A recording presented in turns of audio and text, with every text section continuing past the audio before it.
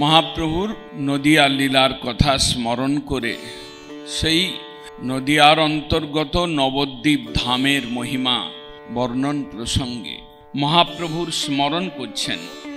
নবদ্বীপে বিহাররত শ্রী চৈতন্য দেব দিব্য স্বর্ণকান্তি রাধা ভাবদ্যুতি সুবলিত হয়ে এই নদিয়ার অন্তর্গত নবদ্বীপ নবদা ভক্তির পীঠস্বরূপ নবদ্বীপে মহাপ্রভু তিনি যে প্রকার লীলা বিলাস করলেন, সেই বিলাসী নবদ্বীপ চন্দ্রের প্রতি উপাসনা বিষয়ে নিষ্ঠা নবদ্বীপ চন্দ্রে স্মরণ করতে করতে সেই উপাস্য দেব চৈতন্য দেব নদিয়া বিহারী তার প্রতি নিষ্ঠা ব্যক্ত করছেন। স্বয়ং দেবে যত্র দূত কনক গৌর করুণা স্বয়ং কৃষ্ণস্তু ভগবান স্বয়ং। শ্রীমদ্ ভাগবতের ভাষা, কৃষ্ণস্তু ভগবান স্বয়ং। কৃষ্ণই হচ্ছেন স্বয়ং ভগবান, অবতারী ভগবান, অংশী ভগবান, ভগবত্তার পরাকাষ্ঠা স্বরূপ। এতে চ অংশ কলা পুংস কৃষ্ণস্তু ভগবান স্বয়ং। এখানে মহাপ্রভুকে স্বয়ং বলা হচ্ছে। স্বয়ং দেবে, স্বয়ং সেই লীলাময় পরদেবতা স্বরূপ মহাপ্রভু। কেননা তিনি স্বয়ং। কেন তিনি স্বয়ং? তিনি স্বয়ং কৃষ্ণই রূপ পরিবর্তন করে, ভাব পরিবর্তন করে তিনি এসেছেন কলির জীবকে কৃপা করবার জন্য। কলিহত জীবকে কৃপা করবার জন্য তার আসবার অবতীর্ণ হওয়ার প্রয়োজন হলো। প্রয়োজন কেন হলো সেটা পরে বলছেন কবি, লেখক, গ্রন্থকার। কিন্তু বলছেন স্বয়ং দেবে যত্র, যেখানে স্বয়ং অবতারী কৃষ্ণ এসে লীলা প্রকাশ করলেন এই নবদ্বীপে, যে কৃষ্ণ অবতারী কৃষ্ণ, অংশী কৃষ্ণ, সচ্চিদানন্দ বিগ্রহ কৃষ্ণ দাপর যুগে নিজেকে অবতরণ করিয়ে জীবে দিব গুড়ধন চিন্তি কৃষ্ণ বৃন্দাবন জড়ে আনি করিল প্রকাশ। একটা গুড়ধন প্রকাশ করবার জন্য, গোপন গুপ্তধন জীব জগতের মধ্যে যারা সৌভাগ্যশালী তাদেরকে দেখাবার জন্য, তাদেরকে জানাবার জন্য এইরকম একটা ধন, প্রেম ধন রয়েছে। দেখো দাপর যুগের অন্তে মথুরা মণ্ডলকে ক্রোড়ীভূত করে যে ধাম রয়েছে বৃন্দাবন, মধুর বৃন্দাবন ধাম, সেই বৃন্দাবন ধামে তিনি অবতীর্ণ হয়েছিলেন। সেই যে স্বয়ং ভগবান কৃষ্ণ, তিনি কোনো গোপনীয় কারণবশত তিনি কলিযুগের প্রথম সন্ধ্যাতেও এলেন, কোনো গোপন কার্যসিদ্ধির জন্য এলেন। কিন্তু এলেন যিনি, তার ভাব এবং রূপ পরিবর্তিত হলেও, ভাব এবং বর্ণ পরিবর্তিত হলেও তিনি সেই স্বয়ং কৃষ্ণ। তিনি অন্য কেউ নন। তিনি অংশ, কলা, বিকলা এরূপ কোনো তত্ত্ব নন। তিনি নৃসিংহ, বামন, কুর্ম, মৎস্য আদি অবতারের মধ্যে নন। তিনি স্বয়ং কৃষ্ণই স্বয়ং এলেন। তাকে আসতে বাধ্য হতে হলো, নিজের কিছু গুপ্ত কার্য সিদ্ধির জন্য তিনি এলেন। স্বয়ং দেব যত্র, যে স্থানে এলেন নবদ্বীপে, সেই স্থানটি হচ্ছে নবদ্বীপ ধাম। কিরূপ সেই নবদ্বীপ ধাম? যে ধামের কথা তো অন্যান্য যুগে শোনা যায় নাই। অযোধ্যা, মথুরা, কাঞ্চি এসব তীর্থের কথা শোনা যায়, কিন্তু নবদ্বীপের কথা তো শোনা যায় না। যত্র স্বয়ং অবতারী কৃষ্ণ, যিনি বৃন্দাবনে এসেছিলেন দাপর যুগের অন্তে, তিনি কলির প্রথমে নবদ্বীপ ধামকে আশ্রয় করে এলেন। সে এক অদ্ভুত ধাম। কবি কর্ণপুর তিনি তার চৈতন্য চন্দ্রোদয় নাটকে উল্লেখ করেছেন, যখন বিরাগ তিনি দৈববাণী আকাশবাণীতে জানতে পারলেন যে জম্বুদ্বীপ পৃথিবীর মধ্যে শ্রেষ্ঠ স্থান জম্বুদ্বীপ, সেই দ্বীপের অন্তর্গত একটি খণ্ড, সেই খণ্ড হচ্ছে ভারতবর্ষ। ভারতবর্ষ একটি খণ্ড। সেই ভারতবর্ষকে দূর থেকে দেখা গেল যে তার মধ্যেও প্রচুর তীর্থ, মহাপুণ্যময় তীর্থ রয়েছে। তার মধ্যে নবদা ভক্তির পীঠস্বরূপ ভারতবর্ষের পূর্বভাগে নবদা ভক্তির পীঠস্বরূপ, নবদা ভক্তি সাক্ষাৎ রূপে যেখানে জাজ্জল্যমান হয়ে বিরাজ করছেন, সেই নবদ্বীপ ধাম নবখণ্ড নাগরম, সেখানে এলেন নবখণ্ড নাগর। এবং এইরূপ ধামে শ্রীচৈতন্য দেব যখন তিনি অবতীর্ণ হলেন, দ্রুত কনক গৌর করুণা, তিনি বর্ণ নিয়ে এলেন দ্রুত কনক গৌর, গলিত স্বর্ণ, কাঁচা সোনার বর্ণ। কবি বর্ণন করছেন আবির্ভাব লীলা প্রসঙ্গে, যেন কাঁচা সোনা দুটি গলিত স্বর্ণবর্ণ নিয়ে তিনি এই নবদ্বীপে অবতীর্ণ হলেন। যে বর্ণটা অবতারী কৃষ্ণের ছিল না। কৃষ্ণ মানে তিনি কালো, কিন্তু যে রূপ নিয়ে তিনি এলেন কলির প্রথমে, কলৌজং বিদ্যাংশ স্ফুট অভিযোজঞ্চে দুটি ভরা অকৃষ্ণাঙ্গং কৃষ্ণম। কৃষ্ণ এলেন অকৃষ্ণ বর্ণ ধারণ করে এলেন, অর্থাৎ গৌর বর্ণ ধারণ করে এলেন। তপ্ত কাঞ্চন বর্ণ ধারণ করলেন, রাধারানীর বর্ণকে ধারণ করলেন।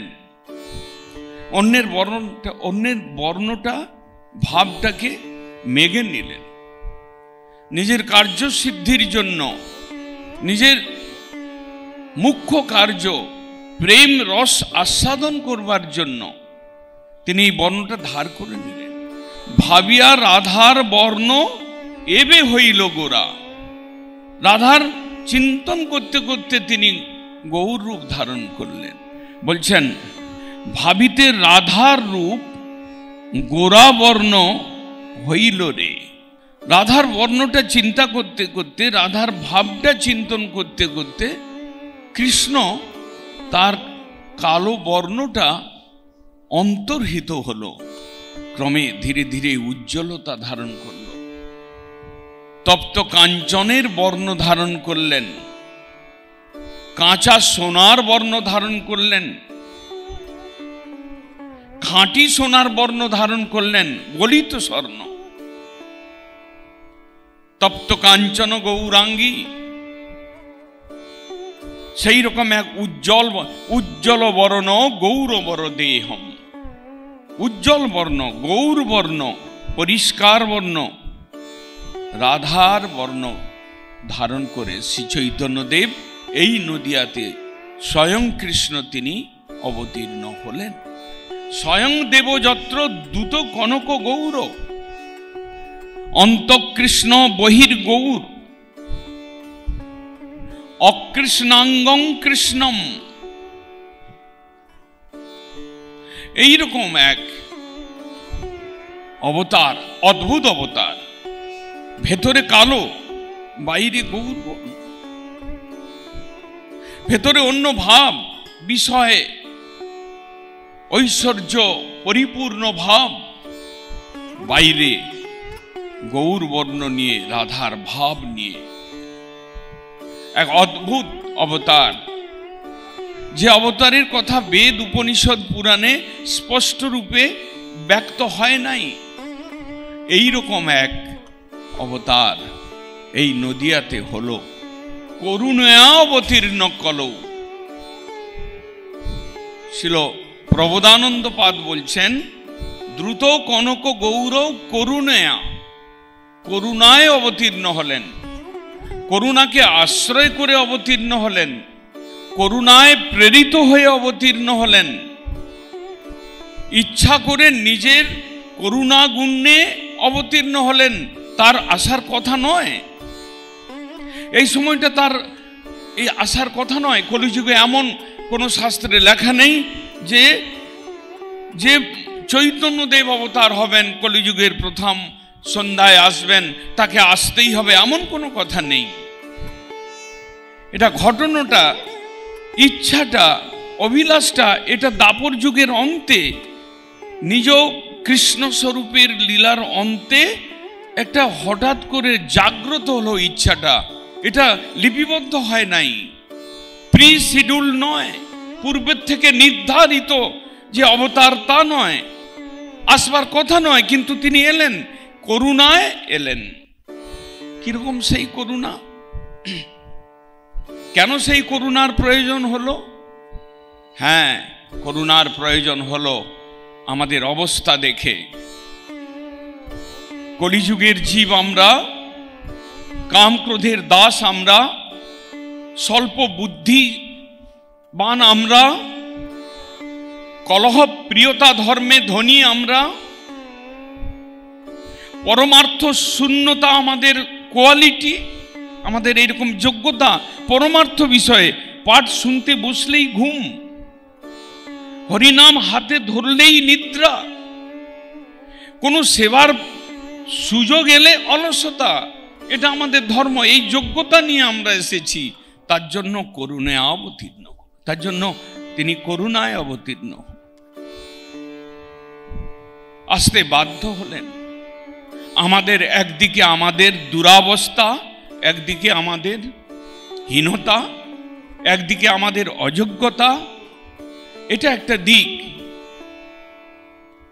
অন্য আরেকটা দিক যে প্রেম দান, প্রেম ধন, প্রেম সম্পদ বিলি করবার একটা ভেতর থেকে ইচ্ছা হলো, সেটা ওই করুণার দ্বারা। যিনি করুণাঙ্কুরুময়ী করুণা ভরিতে, যিনি করুণায় ভরা ছিলেন, যিনি কৃষ্ণের বাম পাশে দাঁড়িয়ে কৃষ্ণ ভক্তি সৌন্দর্য ব্যক্ত করবার জন্য উপাস্য রূপে ছিলেন, আছেন, তিনি সেই করুণার মূর্তি। তিনি কৃষ্ণকে বিগলিত করলেন। কৃষ্ণ যখন করুণায় বিগলিত হলেন, তখন রাধার ভাব এবং কান্তি নিতে বাধ্য হলেন। করুণায় অবতীর্ণ কলৌ, কলিযুগে এলেন, করুণার দ্বারা চালিত হয়ে এলেন।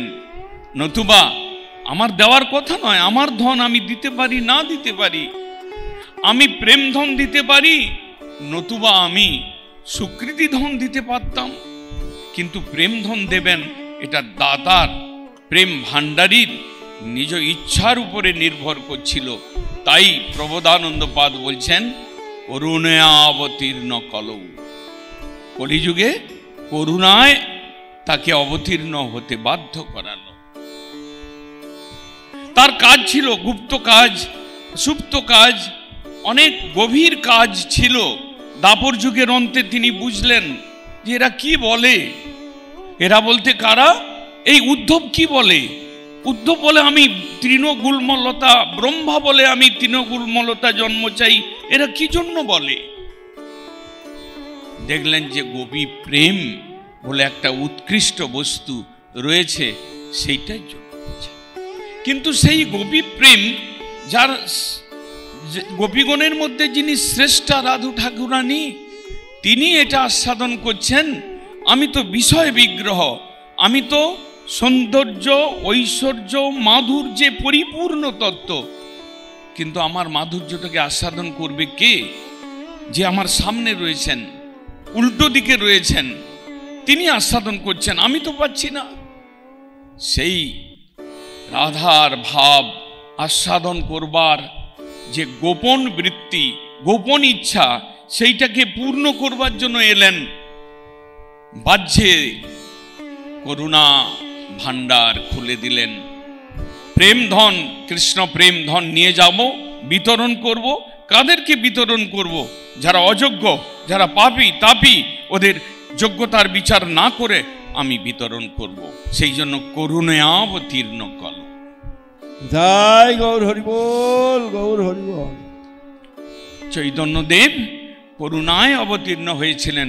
তিনি, তাকে কেউ জোর করে পাঠায় নাই, তার কোনো প্রি শিডিউল ছিল না এই কলিযুগের প্রথম সন্ধ্যায় আসতে হবে। বুদ্ধদেব এসে তিনি অহিংসা ধর্ম প্রকাশ করে গেলেন। সামান্য তুচ্ছ একটা ধর্ম। তুমি মানুষ, তুমি কেন লোককে হিংসা করবে? তোমাকে আবার অহিংসা ধর্ম শেখাতে হবে? তার জন্য বুদ্ধদেবকে আসতে হলো। হিংসায় যখন জগৎ প্লাবিত হতে থাকলো, ওইটা একটা ছোট্ট কারণে এলেন। কিন্তু চৈতন্যদেব স্বয়ং কৃষ্ণ, রাধা ভাব নিয়ে আসতে হবে এমন কোনো কথা, এমন কোনো নিয়ম, এমন কোনো শিডিউল ছিল না। কোনো শাস্ত্রেই বর্ণন নেই যে কলিযুগের প্রথম সন্ধ্যায় চৈতন্যদেবকে যেতেই হবে, তুমি এই রূপে যাবে, বেদে ভাগবতে আমি লিখে দিলাম, এরকম কোনো কথা নেই। মহাপ্রভু এক উজ্জ্বল বর্ণ নিয়ে এলেন আর করুণা বিতরণ করবার জন্য এলেন। কোথায় এলেন? নবদ্বীপ ধামে এলেন। আজকে নবদ্বীপ ধাম কি তার মহিমা! লক্ষ লক্ষ বৈষ্ণব আগমন, লক্ষ লক্ষ ভক্তের আগমন, হরি সংকীর্তনের তুমুল রবে চতুর্দিক মুখরিত এইরকম একটা ধামে মহাপ্রভু এলেন। স্বয়ং দেব যত্র দ্রুত কনক গৌর করুণা মহাপ্রেমানন্দ উজ্জ্বল রসবপু। একটা শরীর ধারণ করলেন, শরীরটা সুন্দর, গৌর বর্ণ, তপ্ত কাঞ্চন বর্ণ, তা ঠিক, কিন্তু শরীরের আর এক বিশেষ মহত্ব রয়েছে। তিনি মহাপ্রেমানন্দ উজ্জ্বল রসবপু। মহাপ্রেম, আমরা মহামহোৎসব জানি, আমরা মহাপ্রসাদ জানি, কিন্তু মহাপ্রেমের কথা আমরা জানতাম না। কলিযুগে যিনি জানালেন তিনি হচ্ছেন গৌরহরি। তিনি মহাপ্রেম রসময় উজ্জ্বল বপু। প্রেম যে একটা প্রেম ধন, একটা মহাধন রয়েছে, সেটা মহাপ্রভু দেখালেন। প্রেম মহাধন বলছেন শাস্ত্র। মহা প্রেমানন্দ রসোজ্জ্বল বপু। প্রেম রূপ আনন্দ, আনন্দটা রস, আবার সেই রসটা উজ্জ্বল। সেই রকম প্রেমে শরীরটাকে ভূষিত করে, প্রেমের দ্বারা শরীরটাকে আবৃত করে, প্রেমে সিক্ত হয়ে, প্রেম দ্বারা ভূষিত হয়ে প্রেমময় বপু প্রকাশ করলেন। মহা প্রেমানন্দ রসোজ্জ্বল বপু। ধারণা করা যাবে না, চিন্তার বাইরের কথা, অতি অদ্ভুত কথা। কাম ক্রোধ দ্বারা পীড়িত আমার হৃদয়, আমি সেই রূপটা বুঝতে হয়তো আমার দেরি হবে, সেই রূপটার কথা শুনে অনুভব করতে আমার দেরি হতে পারে, কিন্তু যে রূপ নিয়ে তিনি এসেছিলেন এক অদ্ভুত রূপ, এ রূপ কোথাও হয় না। তাই কোন কবি বলেছেন, নাহি নাহি নাহি ভাই শ্রী গৌরাঙ্গ চাঁদ বিনে দয়ার ঠাকুর নাহি আর। নাহি নাহি নাহি তিনবার বলেছেন। যেমন বলেছেন নাস্তৈব নাস্তৈব নাস্তৈব গতির অন্যথা। কলিযুগে হরিনাম বিনা গতি নাই, গতি নাই, গতি ত্রিরাবৃত্তা তুজাত। তিনবার যদি কোনো কথাকে ট্রেস দিয়ে বলা যায়, তার মানে তার মহত্ব অনেক বেশি। সেই জন্য কোনো কবি বললেন, নাহি নাহি নাহি ভাই, ও ভাই শোনো, এ কলিযুগে যে অবতার এলো, এই আসছে জন্মতিথি, এই যে ফাল্গুনী পূর্ণিমা তিথি আসছে, এই যে নবদ্বীপে মেলা লাগবে, এই যে অবতার, এই রকম অবতার, সুন্দর অবতার, সুন্দর ভাবযুক্ত অবতার, দয়া এবং করুণায় ভরা অবতার, এটা হয় না, হয় না, হয় না, এইরকম বললেন। বাহ্যত মহাপ্রভুর রূপ আমরা জানি বা দেখি, ক্যালেন্ডারের চিত্রেতে হোক, কবির বর্ণনে হোক, মহাপ্রভু তিনি আজানুলম্বিত ভুজধারী, তিনি দিব্য বর্ণ, দিব্য রূপ, দিব্য কান্তি, এই নিয়ে তিনি এসেছিলেন। কিন্তু প্রবোধানন্দপাদ তিনি আরেকটা রূপের কথা বলছেন। তার সেই বিগ্রহে মহাপ্রেমানন্দ উজ্জ্বল রসময়, তার সেই বিগ্রহ মহাপ্রেম, এক বিস্তৃত প্রেম, এক বিরাট প্রেম, এক উজ্জ্বল প্রেম, সেই প্রেম রসময় বপু ধারণ করে এসেছিলেন। মহা আনন্দ, মহাপ্রেমানন্দ উজ্জ্বল রসময় প্রেম। প্রেম আমরা জানি, এই জগতের জড় জগতের প্রেমকে আমরা চিনি, বুঝি, আমরা দেখি, আমরা শুনি, আমরা আলোচনা করি, কিন্তু এখানে সে প্রেমের কথা নেই। এখানে কৃষ্ণ ভক্তি, কৃষ্ণের বিশুদ্ধ প্রেমের কথা বলা রয়েছে। কবিরাজ গোস্বামীপাদ সহজ ভাষায় বলছেন, আত্মেন্দ্রিয় প্রীতিবাঞ্ছা তারে বলি কাম, কৃষ্ণেন্দ্রিয় প্রীতিবাঞ্ছা ধরে প্রেম নাম। কামে প্রেমে দেখো ভাই লক্ষণেতে ভেদ নাই, তবু কাম প্রেম নাহি হয়। মহাজন বলছেন, আমরা কাম আর প্রেমেতে মিক্স করে ফেলছি। কাম তুচ্ছ, অন্ধতম, প্রেম নির্মল ভাস্কর, এইরকম ভাবে কবিরাজ গোস্বামী বর্ণন করেছেন। এই জগতের যে কাম, যেটাকে প্রেম বলে অভিভূত করা হচ্ছে, অভিহিত করা হচ্ছে, সেটা প্রেম নয়, প্রকৃতপক্ষে সেটা কাম, ইন্দ্রিয় তর্পণ, সেটা হীন, তুচ্ছ, ক্ষণিক এবং পরিণামে দুঃখপ্রদ। আর মহাপ্রভু যে প্রেম নিয়ে এলেন, ঐশ্বরিক প্রেম, মহাপ্রভু যে প্রেম নিয়ে এলেন দেহ সম্বন্ধ ঘটিত প্রেম নয়, সেটা আত্মার সম্বন্ধজনিত প্রেম। আত্মার যে চিৎবৃত্তিতে উচ্ছ্বসিত যে প্রেম, আত্মার স্বরূপ ধর্মেতে স্থিতি লাভ করে যে প্রেম, সেই ঐশ্বরিক প্রেম, অপ্রাকৃত প্রেম, সেই প্রেম, প্রেমের মহা বা বিশাল স্বরূপ। তাই কবি বলছেন মহাপ্রেম আনন্দ। প্রেম থেকেই আনন্দ। জগতের জীব আমরা আনন্দ চর্চা করি, করতে চাই, কিন্তু কোনটার মধ্যে আনন্দ রয়েছে তা আমরা জানি না। কোনটা পরিণামে দুঃখ দেবে তা আমরা বুঝি না। আমরা পরিণামে দুঃখপ্রদ যে ক্ষণিক আনন্দ, আমরা সেটাকেই আনন্দ বলে মনে করছি, কিন্তু আনন্দটা এই সংসারের বস্তু নয়। আনন্দটা আপনার পিতৃপুরুষের দেওয়া বস্তু নয়। আনন্দটা গাছপালা, ইট পাথরের বস্তু নয়। আনন্দটা স্কুল কলেজের বইয়ের দ্বারা বর্ণিত আনন্দ, সে আনন্দ নয়। যে আনন্দের কথা বলা হচ্ছে এখানে, সেই সচ্চিদানন্দ বিগ্রহ, ঈশ্বর পরম কৃষ্ণ সচ্চিদানন্দ বিগ্রহ, যে স্বরূপ ভগবানের, যেটা কেবল সত্য, চিন্ময় এবং আনন্দ ঘন বিগ্রহ প্রসূত যে আনন্দ, ভগবান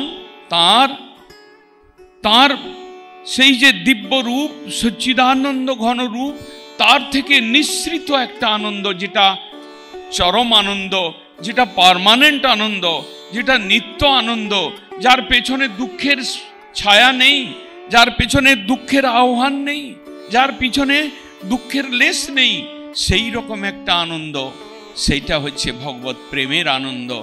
সেই প্রেমের আনন্দ মহাপ্রভু আনন্দ লীলাময় বিগ্রহায়, তিনি যে বিগ্রহ নিয়ে এলেন, ধারণ করে এলেন, আনন্দ লীলায় প্রস্ফুটিত হয়ে বিগ্রহকে প্রকাশ করলেন মহাপ্রভু। তাই প্রবোধানন্দপাদ বলছেন মহাপ্রেমানন্দ উজ্জ্বল রস। আমরা উজ্জ্বল রস তো কি করে বুঝবো? আমরা তো মহাপ্রভু এনেছেন, আমাদেরকে বুঝতে হবে আজ না হলে কাল। কিন্তু একটা উজ্জ্বল রস রয়েছে, রস তো রয়েছেই, জগতের জড় জগতের হেয় রস, তুচ্ছ রস, স্ত্রী পুত্র পরিবার নিয়ে যে আনন্দ, সেই আনন্দ রস জড় জগতে তো রয়েছে, যার পরিণাম পুরো দুঃখ দুঃখম, সেই রস নিয়ে আমরা মেতে রয়েছি। কিন্তু একটা উজ্জ্বল, একটা নির্মল রস রয়েছে, যেটা শাস্ত্রের ভাষায় বর্ণন করেছেন যে দ্বাদশ রস ভগবৎ স্বরূপে রয়েছে। তার মধ্যে সপ্ত গৌণ রস, পঞ্চমুখ্য রস। সেই পঞ্চমুখ্য রস শান্ত, দাস্য, সখ্য, বাৎসল্য, মধুর, এই যে পাঁচটি মুখ্য রস, সেই রস সিন্ধু, সেই রসিক শেখর, সেই রসে যিনি ডুবে রয়েছেন তিনি হচ্ছেন কৃষ্ণ রসিক শেখর। সেই রসিক শেখর তিনি আবার যখন রাধার ভাব এবং অঙ্গকান্তি ঢেকে এলেন, তখন একটা উজ্জ্বল রস প্রকাশিত হলো। শান্তদাস্য, সখ্য, বাৎসল্য, মধুর, এ রসের কথা বৈকুণ্ঠে রয়েছে। এ রসের কথা সাধারণভাবে বৈকুণ্ঠ ধামে রয়েছে, যেখানে কুণ্ঠা নেই। আমরা তো এর বৈকুণ্ঠের ছায়া প্রকাশ এই ভৌম প্রপঞ্চে রয়েছি। কিন্তু যেখানে কুণ্ঠা ধর্ম নেই, সেই যে নারায়ণের যে বিলাস ক্ষেত্র ঐশ্বর্যময়, সেই স্থানে এই রসগুলো রয়েছে। কিন্তু রাম স্বরূপে, কৃষ্ণ স্বরূপে ক্রমে ক্রমে উত্তরোত্তর বর্ধিত হয়েছে। কিন্তু চৈতন্যদেব সম্বন্ধে যখন কবি বলছেন, তখন মহা প্রেমানন্দ উজ্জ্বল রস, এতগুলো বিশেষণ। কেন? মহাপ্রভু সাধারণ প্রেমে ভূষিত হয়ে আসেন নাই।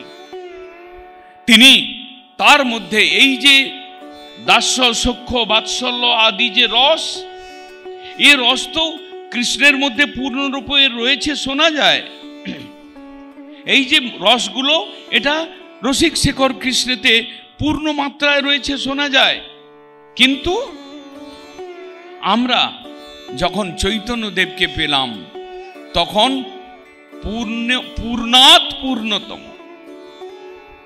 কৃষ্ণের পূর্ণতাকে আরো পরিপূর্ণ করে মহাপ্রভু সেই রসগুলোকে নিয়ে এলেন এবং তার আবার একটা উজ্জ্বল রূপ দেখালেন।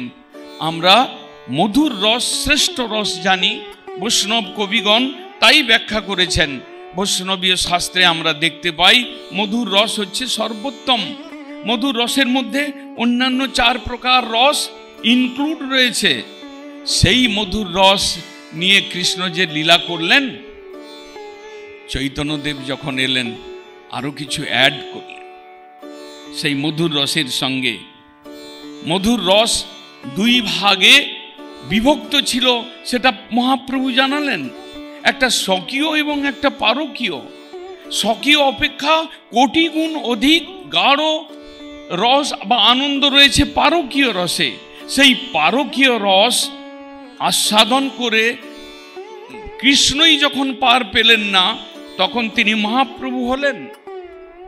আবার মহাপ্রভু হয়ে তিনি তারও আরো গাঢ় রূপ, বিপ্রলম্ব রসময় রূপ তিনি প্রকাশ করলেন। তিনি বুঝলেন, যখন কৃষ্ণ যখন গোপীগণকে ছেড়ে চলে গেলেন, তখন সেই রসের সূত্রপাত হলো। বিরহে প্রেমের গাঢ় আস্বাদন সেটা শুরু হয়েছিল যখন কৃষ্ণ বলরামকে নিয়ে মথুরায় গেলেন। কৃষ্ণ শীঘ্রই আসবেন বলে আর আসছেন না, তখন যে একটা গোপীগণের মধ্যে রস আস্বাদিত হলো, সেই গোপী প্রেম, সেই মধুর পারকীয় প্রেম, তার সঙ্গে অ্যাড হলো বিরহ ভাব, সম্ভোগ ভাব নয়। সেই বিরহ ভাবযুক্ত রস যখন পূর্ণাপ্তিতে গেল, তখন কৃষ্ণের ইচ্ছা হলো যে না, আমাকে আস্বাদন করবার জন্য আসতে হবে। কলিযুগের প্রথম সন্ধ্যায়, এত ভাবেই কলিযুগের প্রথম সন্ধ্যায় নদিয়া নগরে শচীর উদরে জনমিলা গোরা রায়। এত ভাবি, অনেক কথা ভাবতে হলো। এত ভাবি, অনেক কথা তিনি ভাবলেন, কি করা যায়। আমি একদিকে, রাধা আরেক দিকে। আমি যখন দূরে গেলাম তখন আরেক রাধা। সেই রাধার ভাব আমি আস্বাদন করতে লোভযুক্ত হলাম, তাই এত কথা ভাবলাম। এত ভাবি কলিযুগের প্রথম সন্ধ্যায়। তিনি চিন্তা করলেন দেরি করব না। তিনি চিন্তা করলেন আমি রাধার, আমি এই কালো রূপ, এই ত্রিভঙ্গ রূপ, এই বংশীধারী রূপ আমি নেব না। আমি রাধার ভাব এবং দ্যুতি নিয়ে বেরোব, সেই উন্নত উজ্জ্বল রসাম। তাই প্রবোধানন্দপাদ মহাপ্রভুর এক দিব্য পার্ষদ, তিনি বলছেন মহাপ্রেমানন্দ উজ্জ্বল রসময় বপু। মহাপ্রভুর যে বপু ধারণ করেছিলেন, দিব্য উজ্জ্বল প্রেমোজ্জ্বল বপু, সে আমাদের যদি কোনো দিন ভাগ্য হয় আমরা দেখব, নতুবা আমরা কল্পনা করব। আমরা যা রূপ দেখছি বাহ্যভাবে, ততটুকু রূপ চিন্তা করতে করতে আমাদের যদি কোনো দিন ভাগ্য হয়, তাহলে সেই প্রেমময় বপু, রাধার ভাবযুক্ত বপু, সেইটা অন্তর্নিহিত ভাব, উজ্জ্বল ভাবময় বপু। কিন্তু কবির বর্ণনে আমাদের শোনার সময় এসেছে, শোনার ভাগ্য হয়েছে, তাই আমরা শুনছি। মহা প্রেমানন্দ ময় উজ্জ্বল রসম, সেই বিপ্রলম্ব প্রেম, বিরহজনিত প্রেম। কাহা যাও কাহা পাও ব্রজেন্দ্র নন্দন, ব্রজেন্দ্র নন্দন বিনা ফাটে মোর মন। আনের হৃদয় মন, মোর মন বৃন্দাবন, মনে বনে এক করি জানি। তাহে তোমার পদোদয় যদি করাও উদয়, তবে তোমার পূর্ণ কৃপা মানি। সেই ভাব যেটা বৃন্দাবনে মহাপ্রভু নদিয়ায় জন্ম নিলেন, বৃন্দাবনে কৃষ্ণ প্রেমে ভাসালেন, আর যখন সেই আস্বাদন করবার ইচ্ছা হলো তখন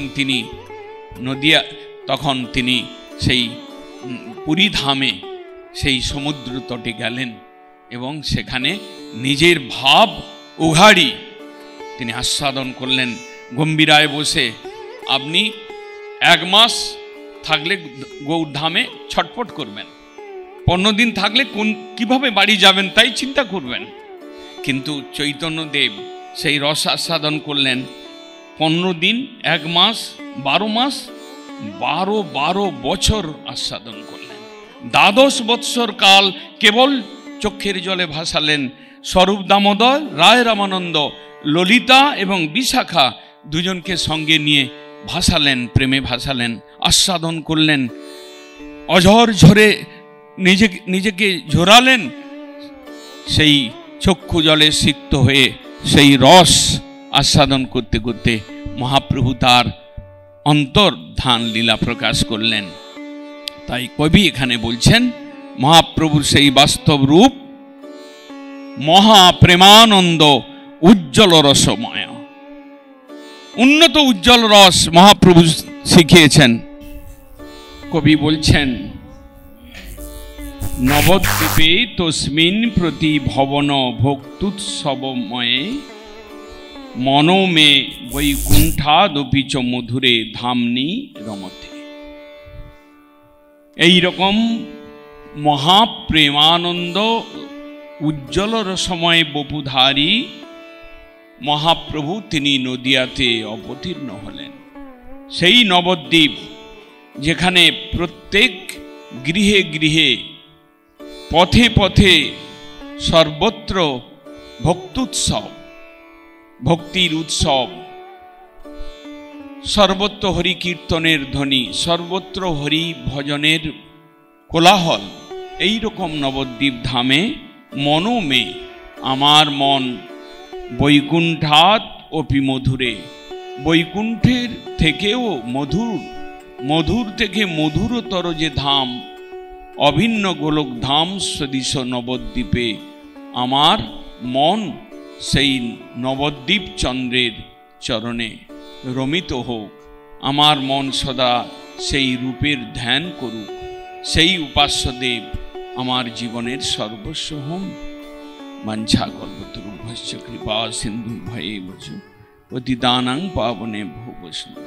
হৃদয় গৌর হরি বল, গৌর হরি বল, গৌর হরি বল, গৌর হরি বল।